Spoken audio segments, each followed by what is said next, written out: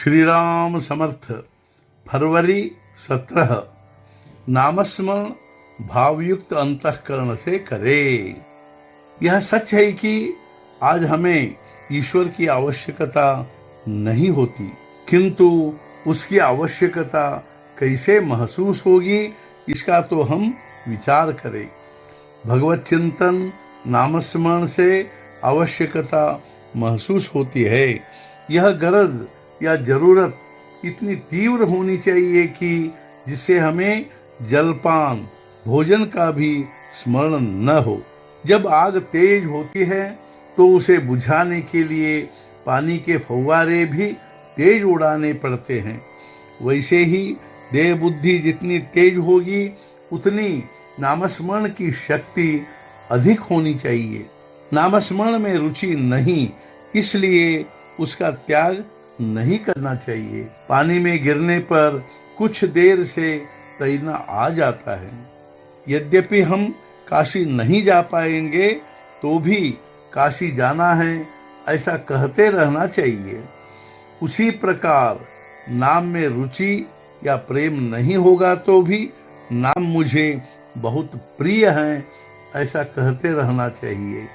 नाम के अलावा दूसरा कोई सत्य नहीं है, दूसरा कोई साधन नहीं है, ऐसा दृढ़ विश्वास होने पर नामस्मरण करना अनिवार्य हो जाता है।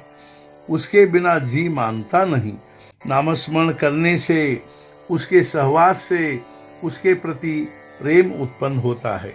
संत कहते हैं कि भगवान है, मैं भी कहता हूँ भगवान है, लेकिन दोनों में अंतर इतना ही है कि मेरा कहना अनुमान मूलक है और संतों का कहना प्रत्यक्ष अनुभव सिद्ध है। संत देह से परे होते हैं, अतः उनके पास पहुंचने पर देहाभिमान कम होता है। प्रत्यक्ष संतों के पास नहीं पहुंचेंगे तो भी चल सकता है। दृढ़ भाव बनाकर कार्य जितना शीघ्र होता है उतना देह के सहवास या समीपता से नहीं होता। हम अपनी भावना से ही तीर्थ में तीर्थ की पवित्रता, देवता में देवत्व और गुरु में गुरु की महिमा देते हैं।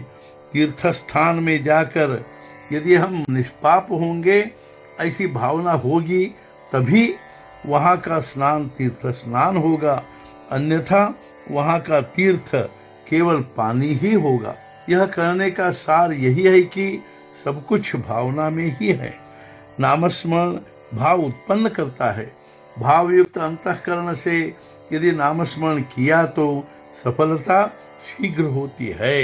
साधुओं या संतों के लक्षण इसलिए कहे गए हैं कि उनका हमारे ऊपर असर हो, हम उनका आचरण करें, किंतु केवल लक्षणों से साधु को आप पहचान नहीं पाएंगे।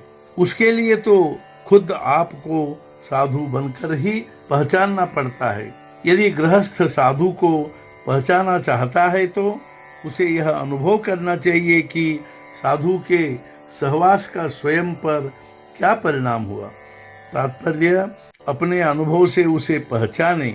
यदि हमें उसके सहवास से शांति मिली, अपना अहम कुछ कम हुआ, मन निर्विषय हुआ, यदि पूरा निर्विषय नहीं हुआ तो कम से कम निर्विषय रहने की भावना निर्माण हुई तो समझना चाहिए वह साधु का रूप है।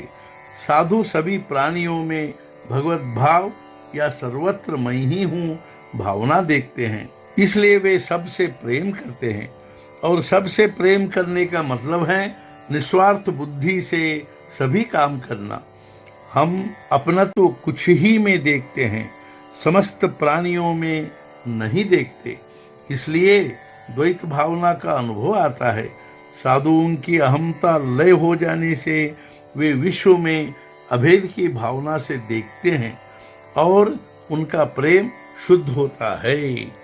आज का मुख्य विचार, सबसे प्रेम करे, निष्कपट प्रेम से बर्ताव करे। न केवल अपने बोलने में प्रेम भावना हो बल्कि देखने में भी हो। सद्गुरुनाथ महाराज की जय। जय जय रघुवीर समर्थ।